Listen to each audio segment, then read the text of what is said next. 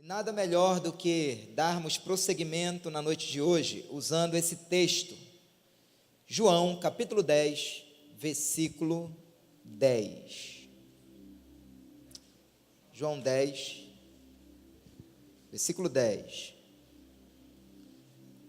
Poderia para essa pergunta: cadê essa vida abundante de João 10, 10? Em cima disso eu pergunto, a vida que você nesse momento está vivendo, nos últimos anos, nesses últimos meses, você poderia chamar essa vida aí de vida abundante? O cristianismo que você está vivendo hoje, você poderia chamar de vida cristã abundante? Ou seria a vida cristã abundante de João 10, 10 mais do que isso que você está vivendo, mais do que isso que eu estou vivendo? Irmãos, se nós não tivermos uma resposta para essa pergunta, nós estamos vivendo um cristianismo meio mentiroso, meio falso, meio fingido, meio hipócrita. Pastor, por que o Senhor está fazendo essa pergunta? Porque não é pequeno o número de cristãos dentro da igreja evangélica que se mostram oscilando na sua fé, que se mostram frios, que se mostram carnais, que se mostram abandonando a fé. Não é pequeno o número de cristãos dentro das igrejas evangélicas pelo Brasil afora, que estão vivendo um cristianismo cheio de altos e baixos. Quando eles frequentam um culto, quando eles frequentam um congresso, um seminário, eles saem dali cuspindo fogo, é glória a Deus, é aleluia, eles saem assim para cima. Mas parece que no dia a dia, de segunda a sexta, eles começam a sucumbir, eles começam a ir para um nível mais baixo que um cristão pode viver no seu dia a dia. Não é pequeno o número de cristãos dentro das igrejas evangélicas demonstrando a cada dia uma série de frustrações, uma série de crises, uma série de desistências. E em cima disso, eu quero lhe dizer nesse seminário que nós estamos desenvolvendo, e é muito importante que você tenha isso na sua mente: você é em Cristo. E conhecer quem Cristo é para você. Isso é uma das descobertas mais libertadoras da vida cristã. Vou logo lhe avisando. Se você tentar viver a vida cristã fora disso, de saber quem você é em Cristo e quem Cristo é para você, eu logo lhe aviso que a vida cristã ela vai virar religião, se não já virou para você. Estou sendo aqui muito sincero, dessa teoria do condicionamento. Você quer viver a vida cristã abundante? Quantos gostariam? Então hoje, quero te convidar a parar de viver a vida cristã por merecimento. Jesus está dizendo aqui nesse texto o seguinte: eu vim para que tenham vida, e vida em abundância. Pastor, qual outro nome o senhor daria para essa vida abundante? Uma vida com propósito. Eu sei de onde eu vim, eu sei o que estou fazendo aqui, e eu sei para onde eu vou. Eu não estou perdido na vida, eu não estou desorientado na vida. Uma vida com propósito. Eu já sei o que é o diabo, o que ele tentou fazer comigo, eu já sei o que é o pecado, o que é o mundo. Agora eu já sei quem eu sou, eu já sei para onde eu vou, eu sei o que eu estou fazendo aqui. Eu estou bem certo, disse Paulo, que Ele é poderoso para guardar o meu tesouro até o dia final. Eu não estou perdido na vida. Eu estou combatendo o bom combate, eu vou encerrar a carreira e guardar a fé. Estão tentando destruir a minha vida, não importa. Eu sei que o meu Redentor vive, e por certo Ele se levantará sobre a terra e trará a minha vitória.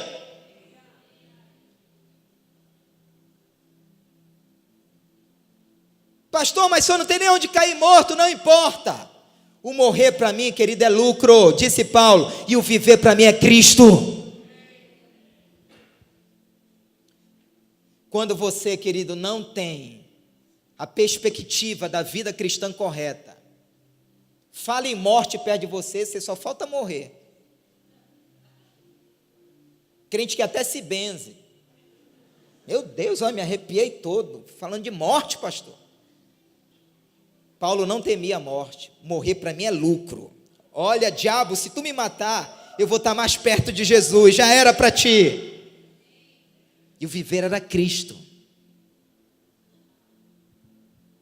Se você não souber a autoridade que está sobre a sua vida, fale em demônio perto de você, meu irmão, você, não, liga para o 190. Porque você não sabe a autoridade que você tem. E pasmem vocês, eu já estive numa igreja que manifestou o demônio, eu era novo convertido, uma semana de convertido, eu não entendia nada, não entendia muita coisa, manifestou o demônio, ninguém conseguiu repreender, chamaram a polícia. A polícia levou o demônio, não sei para onde. Oi, cara. Vou dizer o nome da igreja por uma questão de ética, mas era uma igreja batista. Apananhendeua. Na época do meu... Era novo convertido, eu estava presente. O pastor Flávio conhece essa história também. Quantos têm autoridade aqui para expulsar demônios?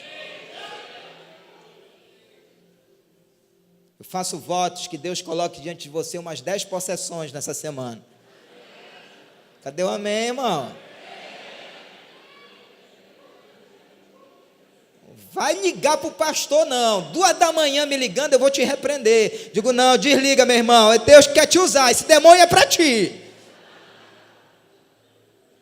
Tem autoridade sobre você, querido. Tem poder sobre você. Tem unção sobre você. Tem vida de Deus em você. Maior é aquele que está em vós do que aquele que está no mundo. Diga amém. Diga aleluia. Dê o seu melhor aplauso a Ele. E libere um grito de liberdade. Aleluia. Aleluia! Eu vim para que tenham vida. Irmãos, a vida é um presente que Deus nos deu para que tenham. É um presente. Eu nunca vi ninguém recebendo o presente a retalho, de pouco a pouco. Chegou o aniversário do Emerson. Olha, Emerson, pega o lacinho aí. Agora o embrulho, Emerson. Agora o selinho do embrulho, Emerson. E agora o presente. Irmão, ninguém recebe presente a retalho. O presente ele entregue imediatamente. Eu vim para que tenham vida e a tenham abundância. No dia que você aceitou Jesus, Ele te entregou o pacotão. Sabe o que tinha dentro desse pacotão da salvação? Libertação, cura, milagres, maravilhas. É por isso que essa igreja aqui não faz campanha de milagres e maravilhas. Sabe por quê? Porque na salvação que Ele te deu, já tem tudo isso, é direito seu. É direito seu.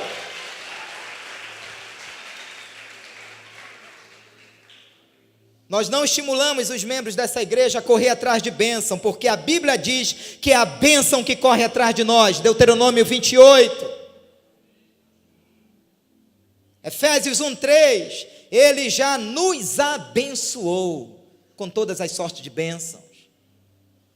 Quando você começa a entender isso e a mergulhar nisso, querido, você começa a experimentar esse milagre da salvação. Você começa a experimentar essa vida abundante.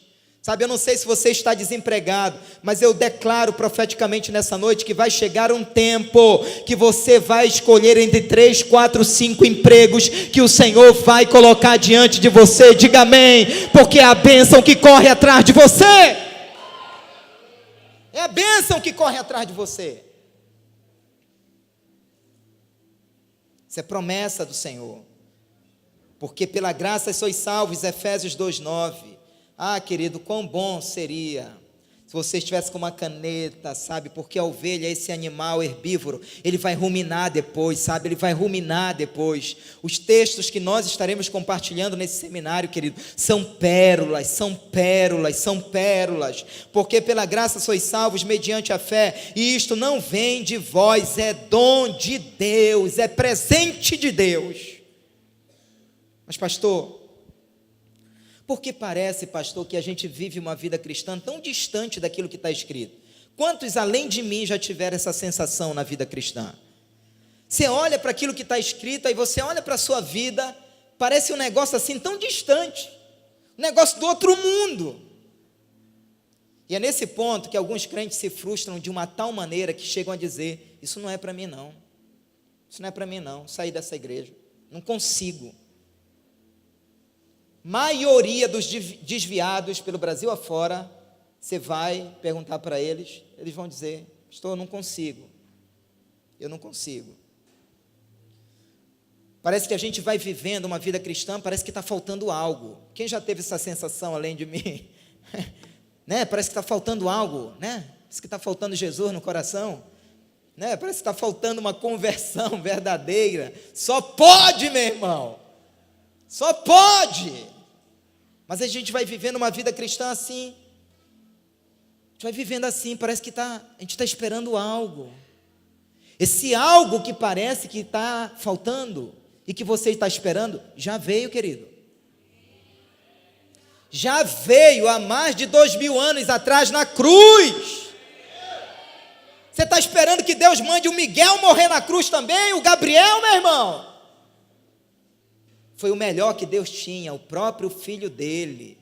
É por isso que a gente tem que ter cuidado com aquela música, né? O melhor de Deus está por vir. É assim, mais ou menos assim, né? O melhor de Deus ainda está por vir. Que heresia, querido. O melhor de Deus já veio, e já veio há mais de 2000 anos na cruz do Calvário. Mas a gente vai vivendo uma vida cristã assim. Onde está, querido, essa vida cristã em nós? Onde está? Onde está? Onde está? Onde está essa vida cristã de João 10:10? Onde está o brilho de Provérbios 4:18? Porque a vereda do justo é como a luz da aurora, que vai brilhando, vai brilhando, vai brilhando, até ser dia perfeito. Onde está esse brilho? Onde está a glória de 2 Coríntios 3:18, que diz que nós somos transformados de glória em glória na imagem do Filho de Deus? Onde está o primeiro amor de Apocalipse 2:4? Onde estão essas coisas na nossa vida? Aliás, por que a gente tem que ficar voltando ao primeiro amor, queridos? Por quê?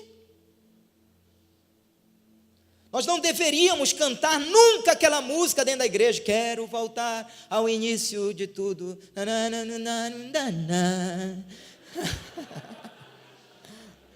Não é minha praia cantar, irmãos.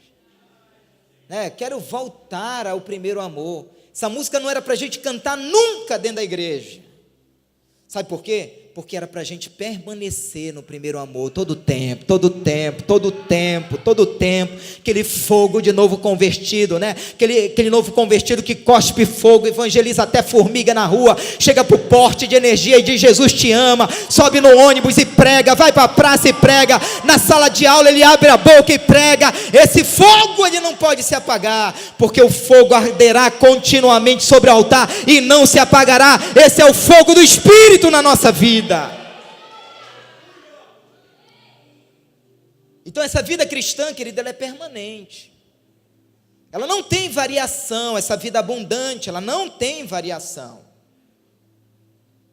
Eu não somente já me perguntei tudo isso, como eu já vivi uma vida cristã baseada no esforço humano.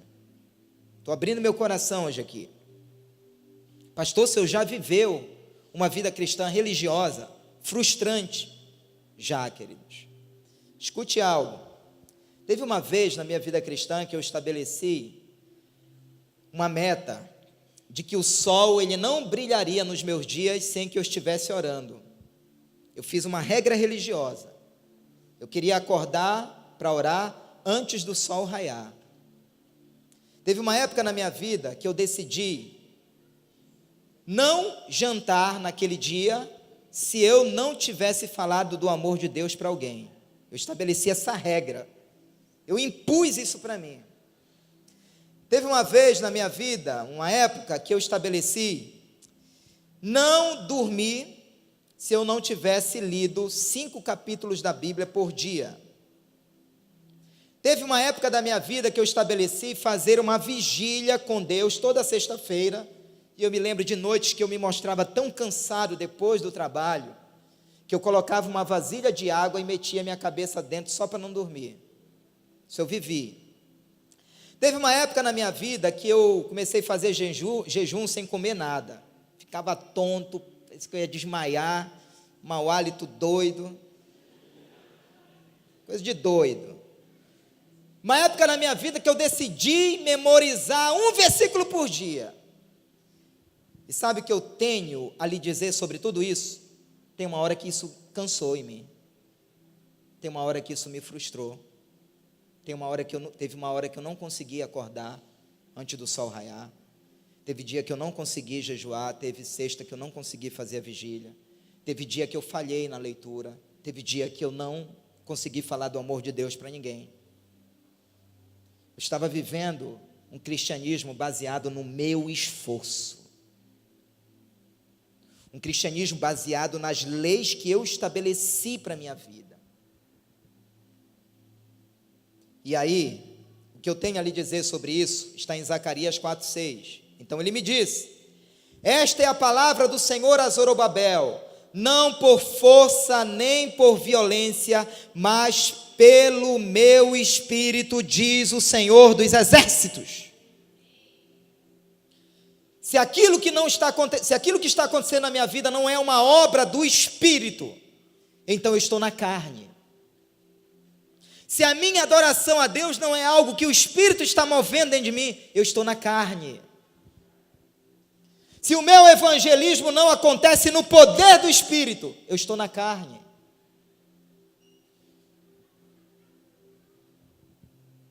A vida cristã, queridos, é dentro de nós. Ela começa dentro de nós. Dentro de nós. Suas entranhas, seu mundo interior, seu espírito, seu coração, sua alma, tudo isso está envolvido nesse processo de poder de Deus. E quando tudo que você faz no reino parte de dentro para fora, é prazeroso, é apaixonante, é empolgante. Ou seja, eu não estou fazendo o que eu estou fazendo porque alguém está mandando, mas é porque esse amor de Deus está explodindo dentro de mim. Aí eu dou o dízimo não por obrigação, eu dou uma oferta não por obrigação, eu venho para uma noite como essa não por obrigação, mas eu venho como Davi, alegrei-me quando me disseram, vamos à casa do Senhor.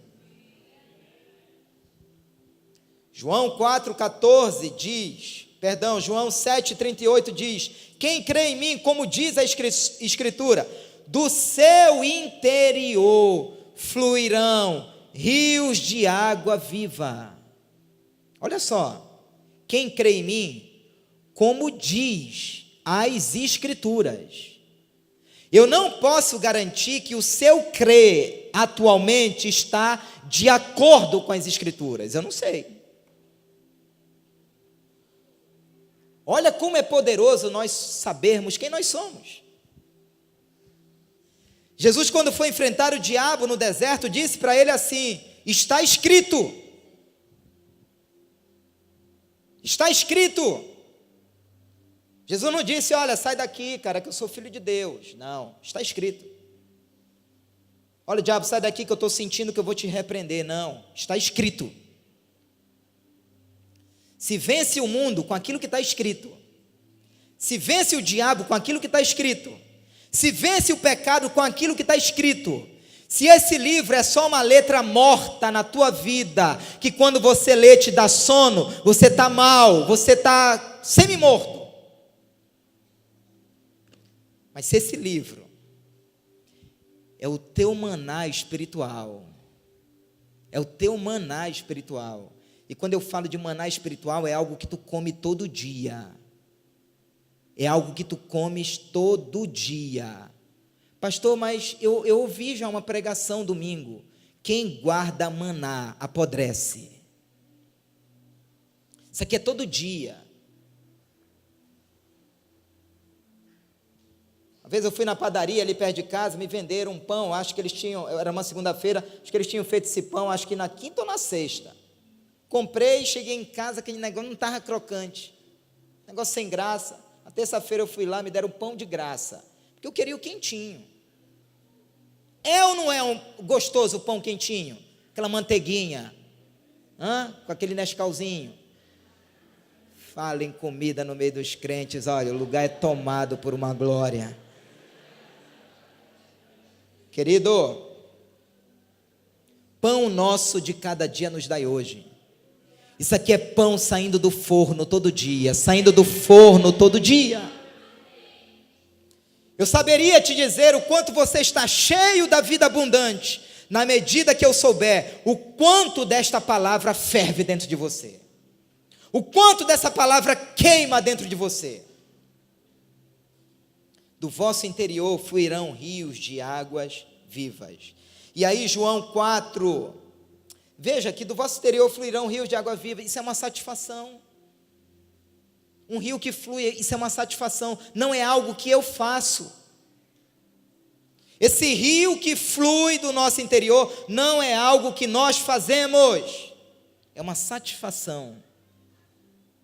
João 4,14. Aquele, porém, que beber da água que eu lhe der, nunca mais terá sede. Pelo contrário, a água que eu lhe der será nele uma fonte a jorrar para a vida eterna. Será nele é a motivação que nós precisamos para viver a vida cristã. É a fonte que há em mim que me motiva. É a fonte que há em mim que me encoraja. É a fonte que há em mim que me faz firme nas batalhas, nas guerras espirituais. Aí a gente vai vivendo uma vida cristã mais ou menos assim. Eu preciso de um louvor legal que me motive. Eu preciso de uma atmosfera meia angelical. Poxa, eu nem vi anjo hoje no culto, não foi legal. Cara, tu está fadado ao fracasso. Fui no culto hoje, nem me arrepiei. O pastor estava meio sem unção.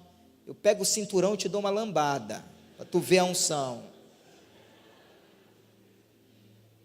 A motivação que um crente precisa para viver a vida cristã vem de dentro dele. Cristo em vós, a esperança da glória.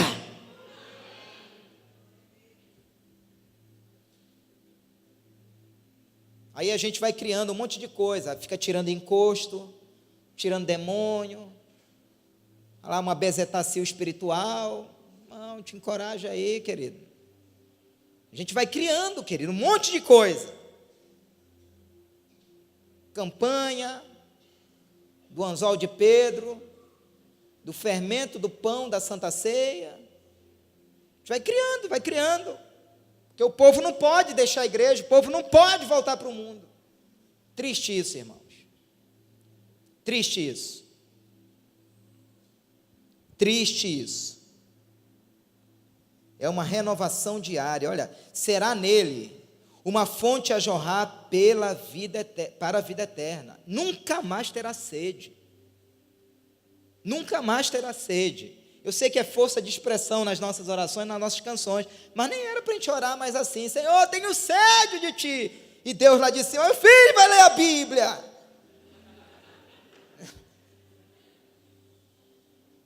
Nem era. Claro, eu sei que é força de expressão nas nossas canções, nas nossas orações, mas nunca mais terá sede. Ligar com o irmão: e aí, irmão, como é que tá? Cara, eu estou bem, estou chapado. Como assim, cara? Já tomei todas e estou cheio, nunca mais vou ter sede. Tem alguém chapado aqui? É, meu irmão, nunca mais terá sede. Acabou. É por isso, eu creio tanto nisso, que quando um crente chega nessa dimensão aqui, ele entende. Esse nunca mais terá sede, então ele não precisa mais da cachaça, ele não precisa mais da balada, ele não precisa mais da maconha, da cocaína, da prostituição, do motel antes do casamento, e nem depois do casamento, porque ali não é ambiente para santos de Deus, sabe? Ele nunca mais terá sede. O diabo perdeu, o mundo perdeu, e Jesus Cristo ganhou. Diga amém, dê um aplauso a Ele, aleluia! Nunca mais terá sede. Amado, se você não entender isso, Tu vai viver uma vida cristã que pega no tranco. Uma vida cristã que pega no tranco.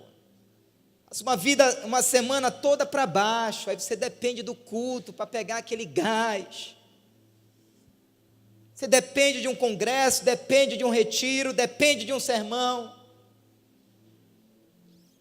Quero te ver pegando fogo, querido, todo dia. Eu quero te ver entrando aqui incendiado. É esse avivamento pela palavra que nós estamos crendo. Pastor, e esse culto aqui da rampa não vai mais ter oba-oba? Não, querido, vá para outro lugar que não vai mais ter.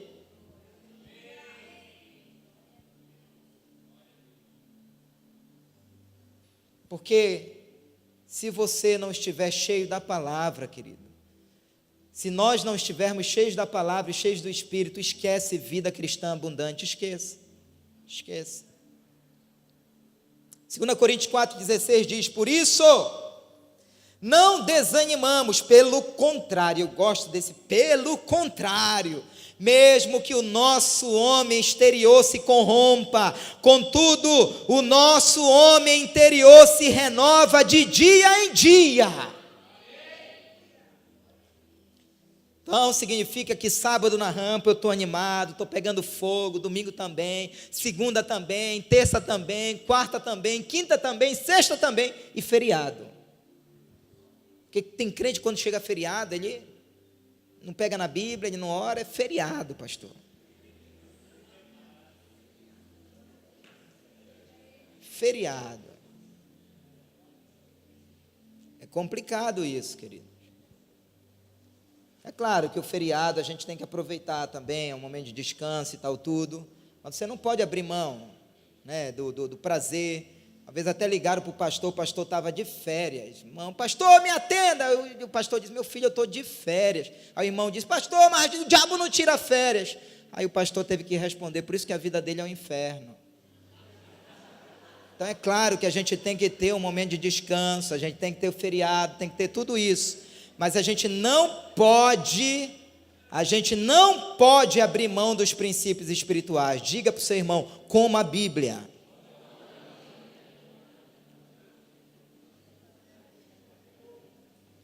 O que você vai jantar hoje? Um salmão. Salmão.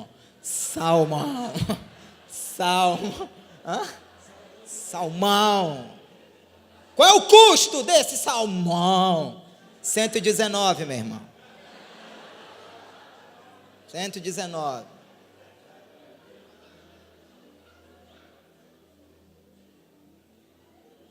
Aí como é que tu queres ter uma vida cristã abundante? Sai da rampa, enche a barriga e vai assistir encrenca à noite. Como é, querido? Aí não tem como. Você se prende na televisão, você se prende no computador e você não tem, sabe, o homem interior que se renova de dia a dia. Sabe, quando eu leio esse versículo aqui, eu entendo que a minha vida cristã tem que melhorar a cada dia. Se ontem eu estava no fogo do Espírito, hoje eu tenho que estar queimando mais ainda. Se ontem eu estava, querido, pegando fogo, hoje eu tenho que estar incendiado mais ainda. É de glória em glória. A vereda do justo é como a luz da aurora, que só vai melhorando. Só vai melhorando. É uma vida cristã que vai terminando melhor do que quando começou. Se eu comecei a vida cristã cuspindo fogo, eu vou terminar incendiado.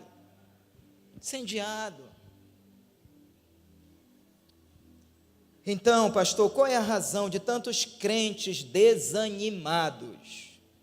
Que não é o caso de ninguém aqui, é mais os irmãos que vêm para o culto de domingo.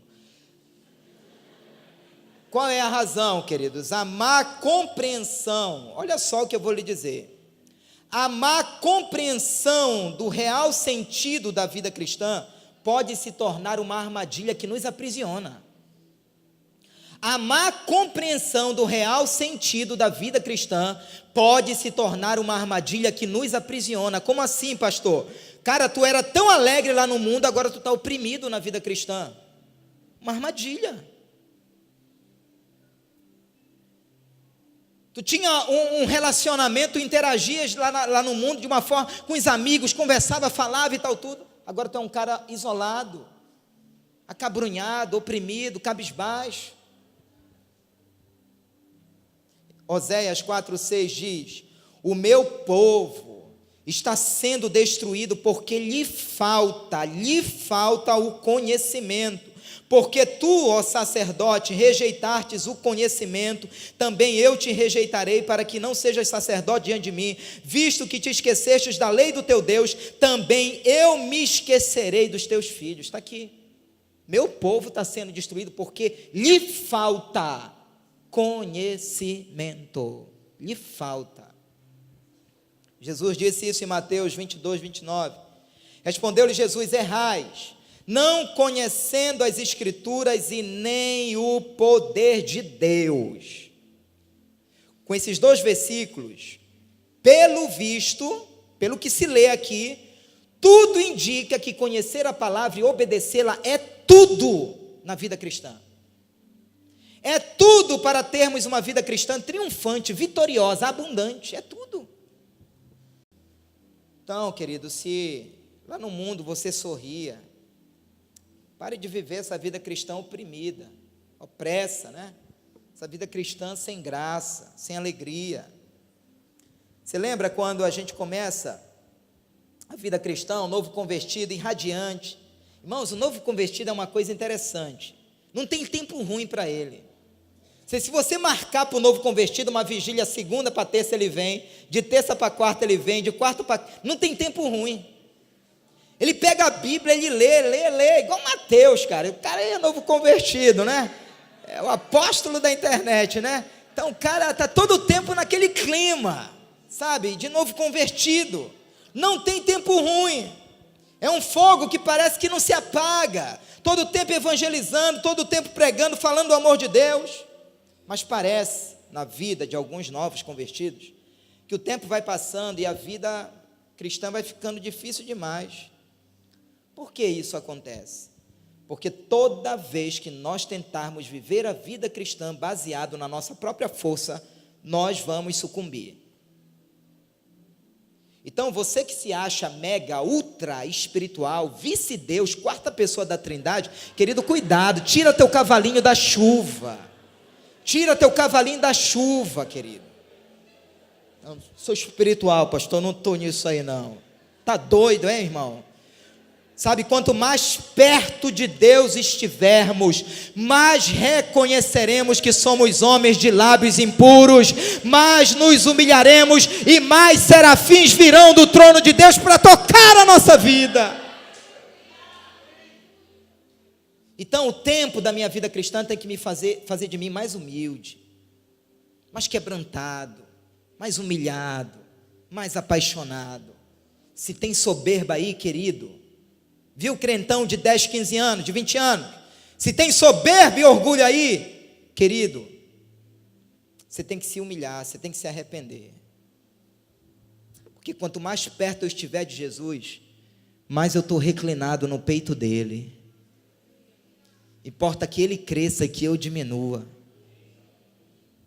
É assim. É assim. A gente tem que fazer essa avaliação todo tempo, todo tempo. Às vezes a gente usa Mateus 11, 28 para o pecador. Mas sabe para quem Jesus estava falando? Mateus 11, 28 a 30? Para os fariseus que tentavam alcançar a Deus com a lei, com o seu próprio esforço, com o seu próprio entendimento. Então Jesus disse assim para eles: olha, religiosos, vinde a mim, todos os que estáis cansados e sobrecarregados, e eu vos aliviarei. Tomai sobre vós o meu jugo e aprendei de mim, porque sou manso e humilde de coração, e achareis descanso para a vossa alma, porque o meu jugo é suave e o meu fardo é leve. Quando eu ouço um crente falando perto de mim: pastor, minha vida cristã está uma tribulação, um fardo que está pesado demais, eu logo leio isso aqui: querido, querida, esse fardo não é de Jesus,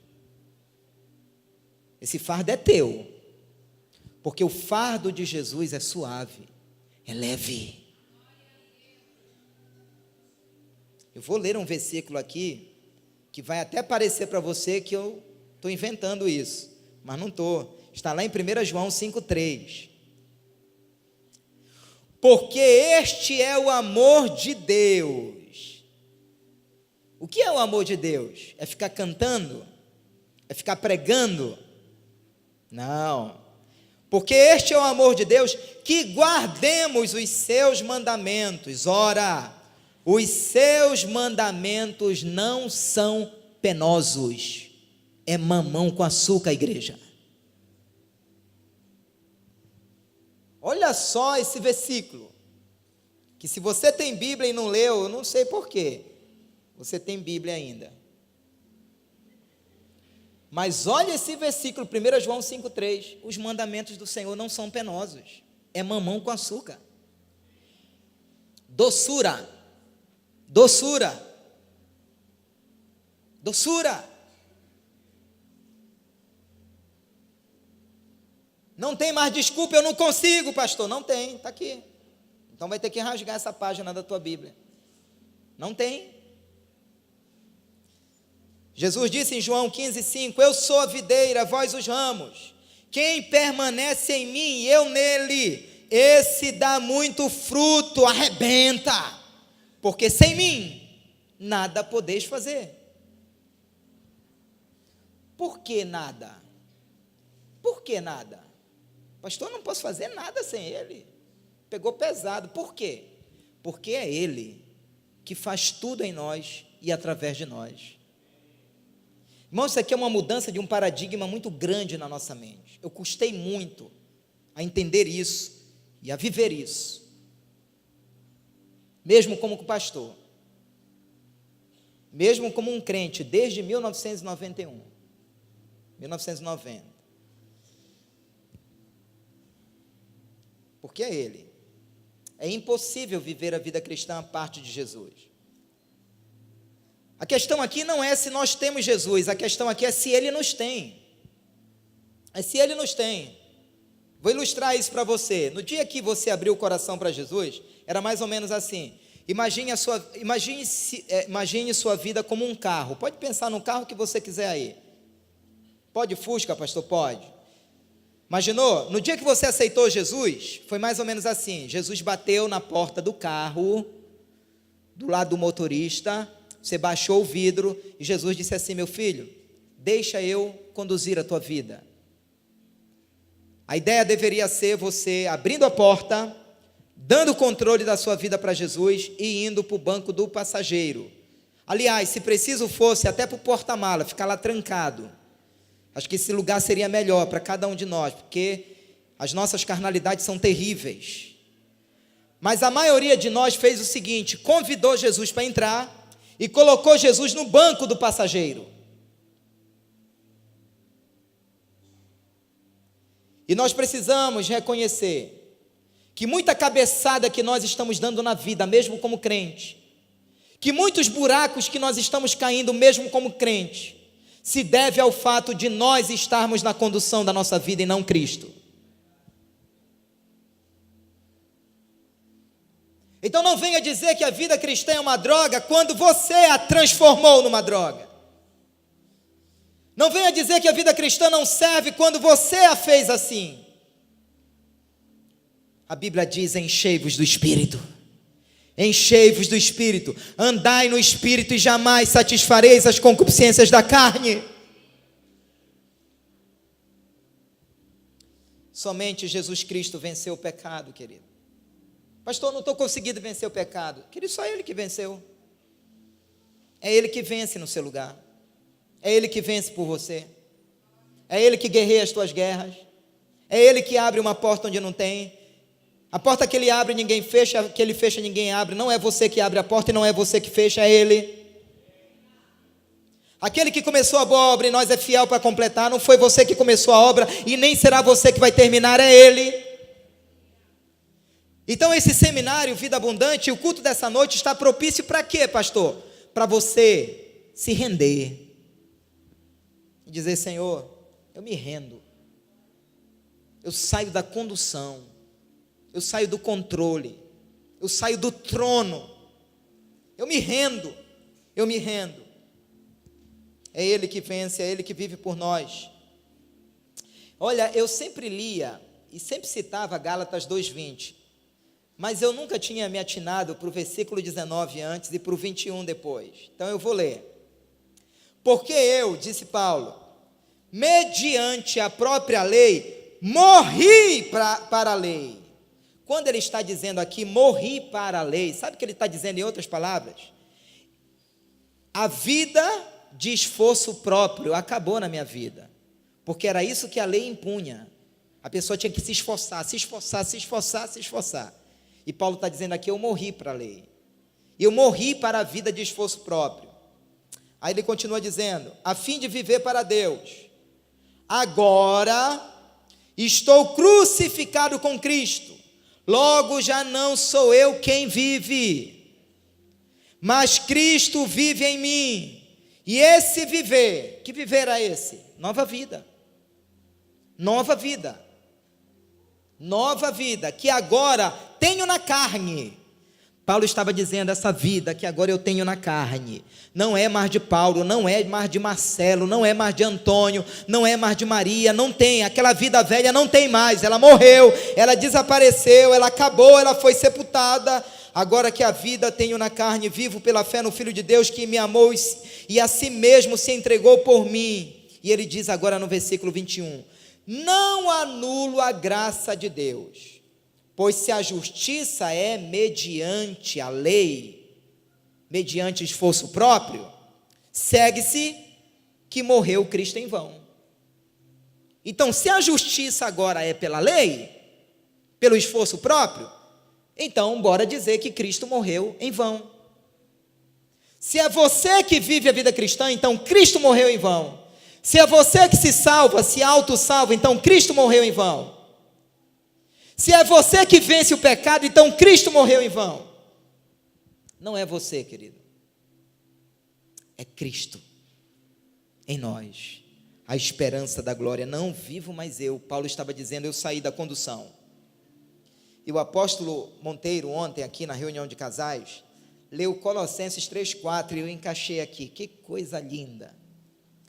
Quando Cristo, que é a nossa vida, se manifestar, eu então também vós vos manifestareis com ele em glória. Olha só, queridos, quando Cristo, que é a nossa vida, não será a nossa vida, é a nossa vida. Onde Cristo está em você? Onde Cristo está em relação a você? Diga dentro de mim. Cristo que é a nossa vida. Irmãos, isso precisa revolucionar o nosso interior. Isso precisa revolucionar o nosso entendimento. É mais ou menos assim. Imagina eu, Marcelo, nascido em São Gonçalo, no Rio de Janeiro, nasci lá, brasileiro, querendo viver uma vida cristã americana, uma vida americana perfeita. Imagine eu, Marcelo, brasileiro, querendo viver uma vida americana perfeita. Irmãos, eu até tentei isso lá na América, nós estivemos lá, tentei desenferrujar o inglês, mas nos últimos dias nossos lá, eu já estava no lugar de obrigado falando sorry. Eu já estava no lugar de com licença, sabe? Falando thank you. Misturando tudo, queridos, era uma loucura. Sabe, o trânsito, quando nós saímos, das 2 vezes que nós estivemos lá, saímos do aeroporto, GPS, traidor, aquele GPS não era convertido, ele não tinha sido salvo, queridos, ele foi programado, mas nos traiu, ficamos perdidos ali.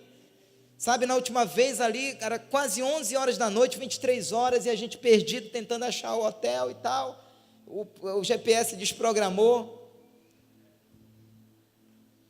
Mas imagine que eu me mudasse para lá, e começasse a falar o inglês fluentemente, comesse só comida americana, escutasse só música americana, mergulhasse na cultura americana, e fizesse exatamente tudo aquilo que o americano faz para viver uma vida americana.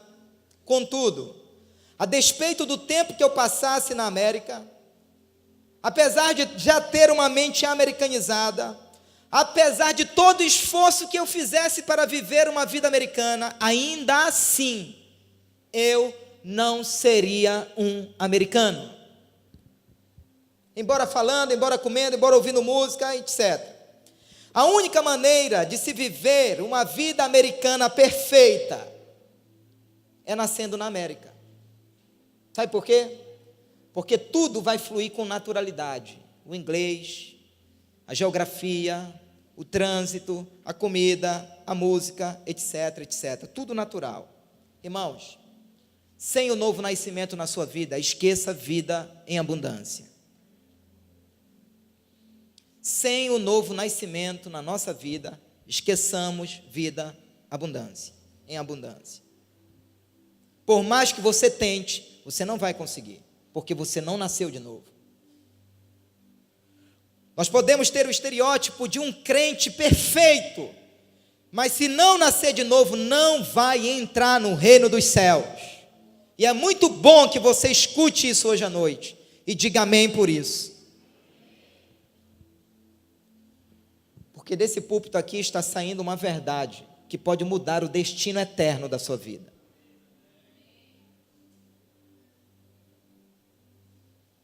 Atos 17, 28 diz: pois nele nós vivemos e nos movemos e existimos, como alguns dos vossos poetas têm dito, porque dele também somos geração. Pastor Ricardo, foi Ricardo Damasceno?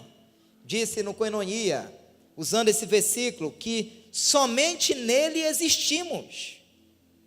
Ou seja, fora de Cristo você nem sequer existe. Fora de Cristo você é um ninguém, porque é só nele que nós existimos. Irmãos, se nós não entendermos isso, a gente vai querer tentar viver uma vida cristã com um kit de sobrevivência. Pastor, como é viver a vida cristã com um kit de sobrevivência? Toda vez que a gente se sentir fraco e desanimado na vida cristã, a gente vai dizendo assim: eu tenho que ganhar mais almas, eu tenho que orar mais, eu tenho que ler mais a Bíblia, eu tenho que jejuar mais. E muitos crentes estão vivendo a vida cristã assim, como que carregando um kit de sobrevivência. Muitos crentes, apesar de fazerem tudo isso, eles ainda assim permanecem desmotivados, desanimados. Muitos crentes estão aprisionados pelo ativismo espiritual.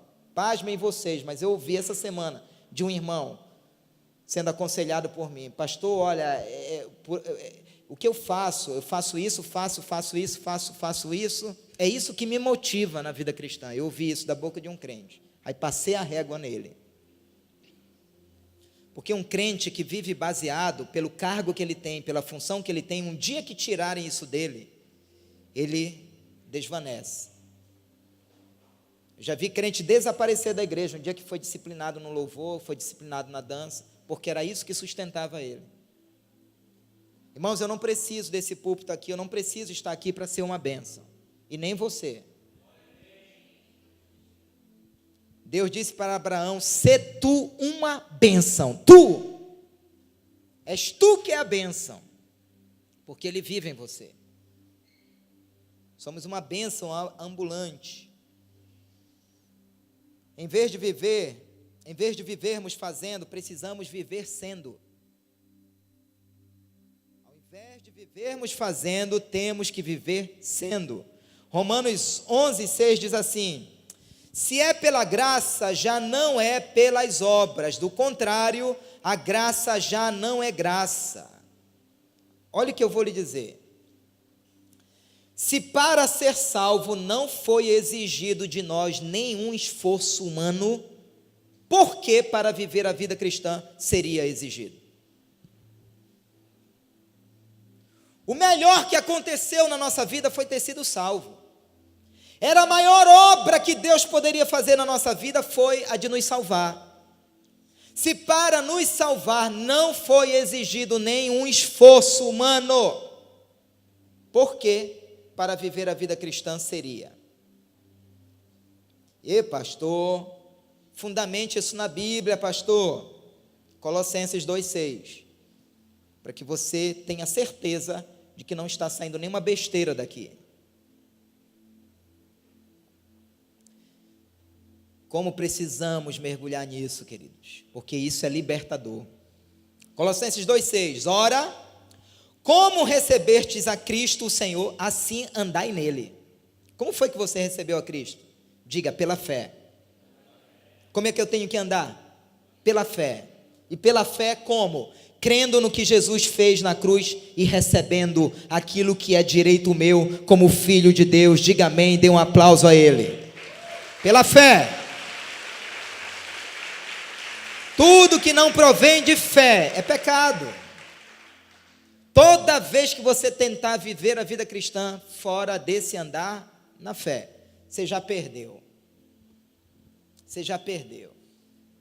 Pela fé. Se o esforço pessoal não me fez ser salvo, igualmente ele não me faz viver a vida cristã. É pela fé. Pela fé. Pela fé o mar vai se abrir. Pela fé Deus vai fechar a boca do leão. Pela fé eu vou fazer aquele concurso e eu vou crer que aquela vaga é minha. E se não for nesse concurso vai ser no outro. E se não for no outro vai ser no outro. Mas o meu viver é de fé. O meu justo viverá da fé. E se ele recuar, a minha alma não tem prazer nele. Pela fé. Eu vou morrer crendo. Os nossos pais, os nossos antepassados, Abraão, Isaque, Jacó, Moisés, muitos deles morreram sem ver a promessa, mas pela fé. Está faltando, querido, crente na igreja, cheio de fé. O câncer está ali, como nós vamos orar pelo pai da Cindy, que está numa batalha, queridos, tenebrosa. Mas enquanto houver poder no nome de Jesus, eu não posso descrer de um milagre. A medicina abriu o pai da Cindy ontem e teve que fechar sem nada poder fazer, dizendo não tem mais jeito. Mas para Deus tem jeito, há poder no nome de Jesus. E eu tenho que crer até o último suspiro. Jó disse, o Senhor deu, o Senhor tomou, bendito seja o nome do Senhor. É um padrão, querido, de vida abundante. É um padrão de vida abundante. Porque eu não vivo de acordo com o otimismo desse mundo, de acordo com as perspectivas deste mundo. Eu vivo de acordo com as perspectivas do céu. Eu vivo de acordo com o otimismo do céu, querido. Eu não vivo baseado na alta e na queda do dólar, na alta e na queda das bolsas. Eu vivo, querido, baseado, querido, nos índices do céu. Eu vivo baseado no ser cheio do Espírito, no viver pela fé, no ser transformado de glória em glória, no ser transformado segundo a imagem do Filho de Deus. Eu não vivo segundo os prognósticos da Dilma e da economia do Brasil. Eu vivo segundo aquilo que a palavra de Deus diz. E a palavra de Deus diz que eu já sou mais do que vencedor em Cristo. É um viver de fé. De fé. Andando e sabendo que o quarto homem da fornalha está comigo. 15 améns. E por fim, mas eu acho que não vai dar tempo, tem muita coisa aqui. É vida abundante, irmãos. Eu estou tentando vencer isso, porque isso é tão apaixonante, isso é tão empolgante, que você vai mergulhando, eu fico relutando em casa. Deus, vai ficar muito grande essa mensagem. Mas não tem, querido, é um rio isso. Isso é uma mina. Isso aqui é uma mina. Quanto mais você carva, meu irmão, mais pedra tem aqui. Eu não sei quanto você, mas eu e minha casa serviremos ao Senhor.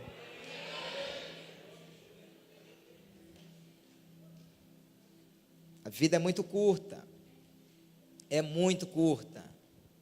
É muito curta.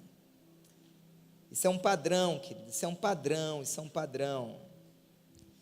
Jesus não disse, olha, eu vim para que tenham religião. Ele disse, eu vim para que tenham vida e a tenham em abundância. Então tem muita gente que deixou de viver uma prisão no mundo para viver uma prisão religiosa. Irmãos, te liberta disso.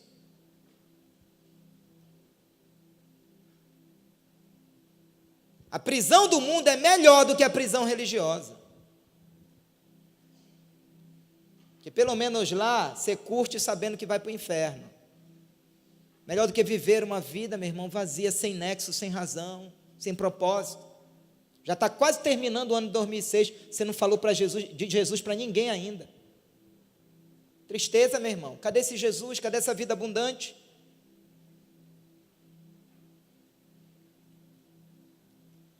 Cristianismo não tem nada a ver com religião. Pastor, por que não me disseram antes? Alguém falhou com você.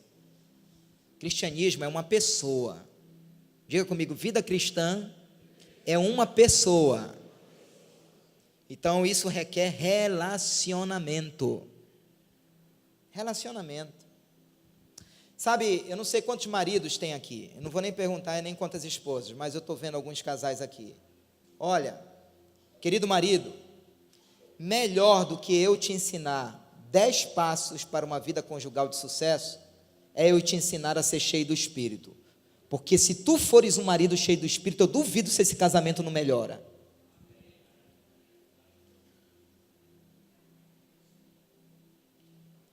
Melhor do que eu te ensinar 10 passos para ser uma esposa maravilhosa, é nós ensinarmos você, esposa, a ser cheia do Espírito, uma mulher sábia que edifica a sua casa. Agora tu és um marido carnal, sensual, promíscuo. Aí tu queres o quê? Ter um casamento santo? Isso vai desencadeando, querido, maldição e destruição para dentro da tua casa. Tem alguns maridos que nem querem mais vir se aconselhar comigo, porque já está correndo a fama que quando eu estou resolvendo um problema na vida conjugal de alguém, eu culpo o marido, eu taco o pau no marido. A mulher sai como uma santa. Teve um marido que me pegou, pastor, pegou pesado só em mim, nela. Tu é o sacerdote. Tu és o sacerdote. O homem faz a mulher que ele quer dentro da sua casa. Veja essa riqueza. Dedeza. É o homem que faz a mulher que ele quer dentro da sua casa. É o homem, macho. É macho. E esse macho não é aquele que grita, que fala alto, que humilha, que machuca, que agride. Mas é aquele macho que entendeu que precisa ser cheio do Espírito. Homem que é homem não é aquele que conquista uma mulher todo dia, mas é aquele que conquista a mesma mulher todos os dias.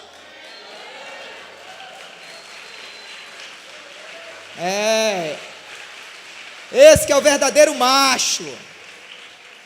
Conquista a mesma todo dia. Mas seminário não é de relacionamento. Mas Deus sabe por que essa palavra está sendo liberada aqui hoje à noite. Pare de tentar viver a vida cristã. Deixa ele viver, querido. É muito mais do que frequentar um templo, um congresso, um sermão. É uma experiência diária, cotidiana. Isso é liberdade no Espírito. Isso é graça de Deus acontecendo dentro de nós. Liberte-se da mentira religiosa que diz que você tem que fazer. Ele já fez tudo na cruz, está consumado. Deixe Cristo viver em você.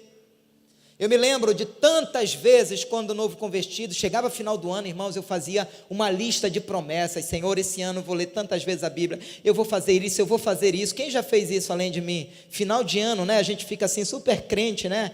Parece que tem uma áurea assim sobre a nossa cabeça, né? Aquela santidade na transição do ano e tal. Mas chegava janeiro, fevereiro, aquelas promessas que eu tinha feito, nenhuma delas, queridos, estava se cumprindo. Metade do ano eu já não lembrava mais de nenhuma delas.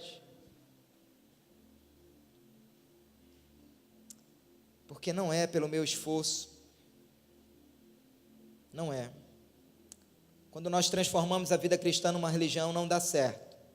Sabe por que não dá certo? Porque o ser humano ele é insatisfeito por natureza. Quando você transforma a vida cristã numa religião, num esforço próprio, você vai caminhar como se estivesse faltando algo. Você lê 5 capítulos da Bíblia, aí você começa na mente, era para eu ter lido 10, ficou legal ler só 5, ainda estou triste. Aí você evangeliza uma pessoa, aí começa, era para ter evangelizado 2. Deus não se agradou. Você vai vivendo assim, por merecimento. Sistema de trocas. Aí eu orei 1 hora, mas eu estou tão desanimado, era para ter orado 2. Não é pelo muito falar, não é pelo muito orar, querido, não é. Eu vou terminar com o último versículo, 2 Coríntios 4, 8, 9, que diz assim: em tudo somos atribulados, porém não angustiados, perplexos, porém não desanimados, perseguidos, porém não desamparados, abatidos, porém não destruídos. E eu profetizo sobre vocês, mulheres solteiras, que Deus vai trazer um Boaz para a sua vida. Essa revelação aí, ó. Gente que nem lê a Bíblia está viajando agora.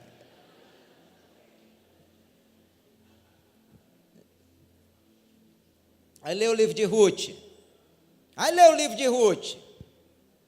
Você que está solteiro e está desesperada, vai ler o livro de Ruth. Vai ler porque há esperança para você. Boaz, querido, Ruth, estava tudo contra. A oração contra estava assim do lado dela. Era viúva, pobre, moabita e estrangeira, não sabia falar a língua lá da Jerusalém e tal.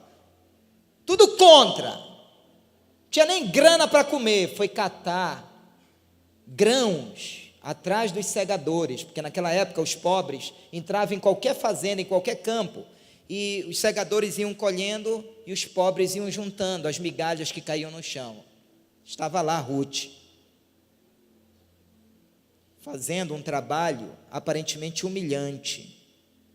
Viu? Você que é pobre metida, pobre orgulhosa,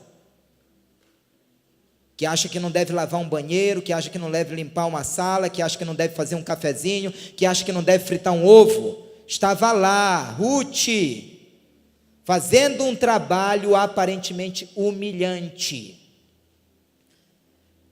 E o texto diz que ela entrou por casualidade, ela não sabia que aquela fazenda era de Boaz. Sabe quem era Boaz? Era um fazendeiro rico e cheio do Espírito Santo, está lá no texto. Olha aí.